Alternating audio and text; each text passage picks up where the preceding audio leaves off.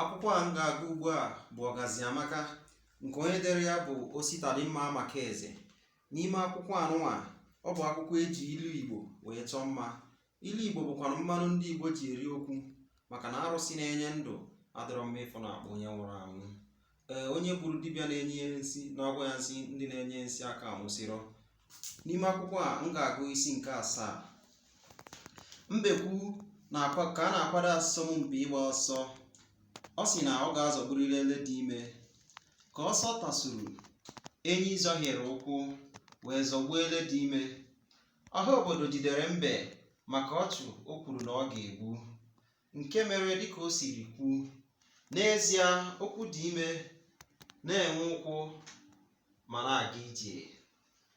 Ikwu na ara kwukwutere Ifeanyị Chukwu Ọrịrị enweghị nkọwa ọzọ, ma ọ bụghị na Maazị Ụwalaka maara isi ya. Ndị anụghị mgbe o kwuru na ọ ga-emerịrị nwata ahụ ihe na-ekwu na-asị na o kwuru. Ụwalaka amaghịzi ihe ọ ga-eme. O ji Amadioha ṅụọ iyi, jirikwa ogwu mere onye akaebe, ma o nweghị onye gere ya ntị. Ọ sị na Chukwu maara na aka ya dị ọcha. Obodo si ya na ndị mmadụ ga-amarịrị, n'ihi na ọ bụ mmadụ na-enye arụsị àjà. Eze mmụọ maara ọnụ ụmụ mmụọ. M ga-adọbiri ya ebe anụnwa.